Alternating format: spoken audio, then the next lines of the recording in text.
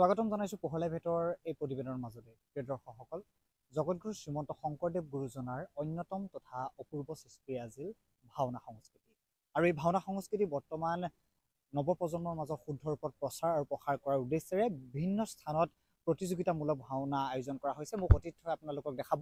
মই বৰ্তমান উপস্থিত আছো যি গন্ধিয়া গাঁও, যোৰহাটৰ যি গন্ধিয়া গাঁৱত বৰ্তমান উপস্থিত আছো আৰু ইয়াত এইবাৰ যি গুৰু সংস্কৃতি সমন্বয় ক্ষেত্ৰ নামাকৰণে তেওঁলোকে সদৌ অসম ভিত্তিত ভাওনা প্ৰতিযোগিতা আয়োজন কৰিছে যোৱা 16 তাৰিখৰ পৰা। আৰু আজি তেওঁলোকৰ যি প্ৰথম দিনৰ কাৰ্যসূচী ইতিমধ্যে খন্তেক সময়ৰ পাছতেই যি প্ৰত্যেক দিনাই দুখনিকৈ ভাওনা প্ৰদৰ্শন কৰা হ'ব। আমি আপোনালোকক ইয়াৰ পৰিৱেশ দেখুৱাই আছো আৰু সমান্তৰালভাৱে আমি যদি মূল তোৰণৰ পৰা ভিতৰলৈ যদি সোমাই আহোঁ, ইয়াত আপোনালোকে দেখিব ভগৱানৰ যি 10 অৱতাৰ খুব সুন্দৰ ৰূপে তেওঁলোকে ইয়াত দেখুৱাৰ চেষ্টা কৰিছে আৰু সন্ধিয়াৰ ভাগত আচলতে এই পৰিৱেশটো আলোকেৰে আৰু উজ্জীৱিত হৈ পৰিছে আৰু বিভিন্নজন আচলতে ভকত বৈষ্ণৱ আহিব বা বিভিন্নজন দৰ্শক আহিব এই যি ভাওনা উপভোগ কৰিবৰ বাবে। আজি যিহেতু আৰম্ভণিৰ দিন, বৰ্তমান সময়ত লোকসকল আহি আছে যে আৰু পৰৱৰ্তী পৰ্যায়ত বিভিন্ন লোকসকল আহিব। আমি আপোনালোকক দেখুৱাব বিচাৰিছো ভগৱান বিষ্ণুৰ যি 10 অৱতাৰ তেওঁলোকে ইয়াত দেখুৱাৰ ব্যৱস্থা কৰিছে আৰু সমান্তৰালভাৱে মই মোক অতিথক আৰু আপোনালোকক পৰিৱেশ দেখুৱাবলৈ অনুৰোধ জনাম।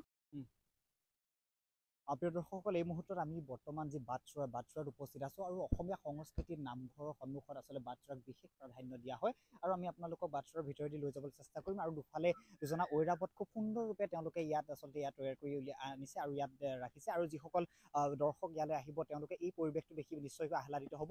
আমি আগুৱাই যাবলৈ চেষ্টা কৰিম আৰু মোক অতিথ্য সমান্তৰালভাৱে আপোনালোকক পৰিৱেশসমূহ দেখুৱাব আৰু বাটচৰাৰ পৰা আপোনালোকে কিছু আহিয়েই আপোনালোকে খুব সুন্দৰৰূপে যি নাৰায়ণ আছে বা কৃষ্ণৰ যি কালীয় দমনৰ সেই যি দৃশ্যাৱলী আছে বা এই সকলো এই পৰিৱেশসমূহ আপোনালোকে দেখিব পাৰিব আৰু তাৰ লগত সমান্তৰালভাৱে তাৰ কাষতেই খুব সুন্দৰকৈ শংকৰদেৱৰ এই প্ৰতিমূৰ্তি ইয়াত তেওঁলোকে স্থাপন কৰিছে। খুব সুন্দৰৰূপে এই পৰিৱেশটো তেওঁলোকে সজাবলৈ চেষ্টা কৰিছে আৰু নিশ্চিতভাৱে ক'ব লাগিব যে তেওঁলোকে সেই শিল্পকৰ্মৰ কিন্তু যথেষ্ট সংখ্যক ইয়াত যি তেওঁলোকে শিল্পকৰ্মৰ যোগেদি দৰ্শকসকলক আকৰ্ষণ কৰিবলৈ চেষ্টা কৰিছে আৰু যিহেতু প্ৰত্যেক দিনাই দুখনকৈ ভাওনা ইয়াত অনুষ্ঠিত হ'ব, গতিকে এই যি গুৰু সংস্কৃতি সমন্বয় ক্ষেত্ৰ আছে আমি আপোনালোকক তাৰ পৰিৱেশো দেখুৱাবলৈ চেষ্টা কৰিছোঁ। গুৰু সংস্কৃতি সমন্বয় ক্ষেত্ৰৰ এই যি থলী আছে, এই থলী আচলতে খুব সুন্দৰভাৱে প্ৰত্যেকজন দৰ্শকৰ আগমনত এক আচলতে উখল মাখল পৰিৱেশলৈ পৰিণত হ'ব। প্ৰত্যেকটা দিনতে দুখনকৈ আচলতে ভাওনা যিহেতু পৰিৱেশন হ'ব, যথেষ্ট সংখ্যক লোক ইয়ালৈ অহাৰ তেওঁলোকে কামনা কৰিছে আৰু আজি যিহেতু প্ৰথম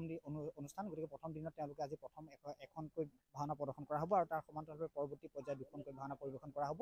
আমি আপোনালোকক তাৰ কিছু পৰিৱেশ দেখুৱাই আছো আৰু যি আচলতে সেই সুন্দৰৰূপে এই যি গুৰু সংস্কৃতি সমন্বয় ক্ষেত্ৰত তেওঁলোকে তৈয়াৰ কৰিছে বা সুসজ্জিত কৰিছে আৰু আলোকেৰে পৰিৱেশটো আৰু উজ্জীৱিত হৈ পৰিছে। আমি আপোনালোকক সামগ্ৰিক পৰিৱেশটো পোনে পোনে দেখুৱাই ল'ব বিচাৰিছো।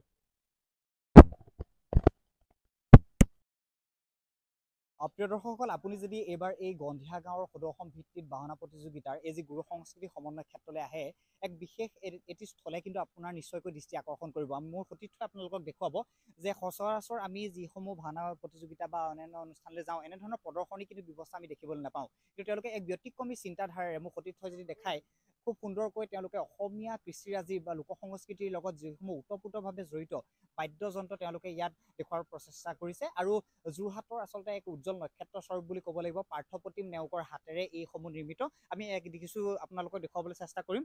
অসমৰ সৰ্বপ্ৰথম তেওঁ বাঁহৰ ডবা আটাইতকৈ ডাঙৰ এইদৰে তেওঁ নিৰ্মাণ কৰিবলৈ চেষ্টা কৰিছে। তাৰ সমান্তৰালভাৱে মোৰ সতীৰ্থই দেখাব বিশ্বৰ আটাইতকৈ ডাঙৰ বাঁহৰ পেঁপা তেওঁ এইদৰে ইয়াত তৈয়াৰ কৰি ইয়াত আৰু এই যি বিষয়ববীয়াসকল আছে তেওঁলোকে ইয়াত প্ৰদৰ্শন কৰাৰ ব্যৱস্থা কৰিছে, যাতে যিসকল লোকে ভাওনা উপভোগ কৰাৰ সমান্তৰালৰ লগে লগে আমাৰ নৱপ্ৰজন্মই যাতে নিজৰ কৃষ্টিৰাজি যি নিজৰ সংস্কৃতিৰ যি বাদ্যসমূহ আছে তেওঁলোকে যাতে ইয়াৰ অনুধাৱন কৰিব পাৰে। লগতে মোৰ লগত এই যি উদযাপন সমিতিৰ বিষয়ববীয়াসকল আছে, আমি তেওঁলোকৰ পৰা এই ভাওনাৰ সম্পৰ্কে কিছু কথা জানিবলৈ চেষ্টা কৰিম। আজি কালিৰ পৰা কাৰ্যসূচী আৰম্ভ হৈছে। এই 7টা দিনতে আচলতে খুব সুন্দৰৰূপে আপোনালোকৰ কাৰ্যসূচী চলিব, গতিকে কি ক'ব? হয়, আমাৰ কালি আমাৰ আসন স্থাপন কৰা আছিলে, নামঘৰ ভাগি লোৱা হ'ল কালি। আজি ধৰ্মধ্বজা উত্তোলনৰ পাছত আমাৰ পীতাম্বৰদেৱ গোস্বামীদেৱ আহিছিলে। তেখেতে আমাৰ ইয়াতে এটা সাৰুৱা ভাষণ দি পেলাই আমাক কৃতাৰ্থ কৰিলে। তাৰপিছত আমি এতিয়া সুন্দৰভাৱে পৰিচালনা কৰিবৰ কাৰণে আমি সকলোতে সজাগ হৈ আছোঁ আৰু এই প্ৰদৰ্শনীমূলক আঁচনিও আমি গ্ৰহণ কৰিছোঁ। ইয়াতে কৰি পেলাই এতিয়া যাতে আমি এই কৰ্মভাগী সুকলমে কৰিব পাৰোঁ, তাৰ কাৰণে আমি ঈশ্বৰৰ ওচৰত প্ৰাৰ্থনা জনাই আছোঁ। আৰু ইতিমধ্যে আমাৰ বৰষুণটো কমা যেন নিচিনা লাগিছে আৰু আমাৰ মনটো অকণমান ভাল লাগিছে আগতকৈ। আৰু আমি ইয়াৰ লগতে সংগতি ৰাখি এখনি স্মৰণিকা আমি কৰিছোঁ, ৰস সংহিতা বুলি। ইয়াতে আমাৰ ভালেমান কেইজন গণ্যমান্য লেখকৰ লিখা আছে। গতিকে আপোনাৰ ৰাইজে পঢ়ি বহুতো মূল্যৱান সম্পদ অঁ যিসকল লোক আহিব তেওঁলোকে আৰু আমি কাৰ্যালয়তে ৰাখিছোঁ, তেওঁলোকে চাব পাৰিব, ল'বও পাৰিব।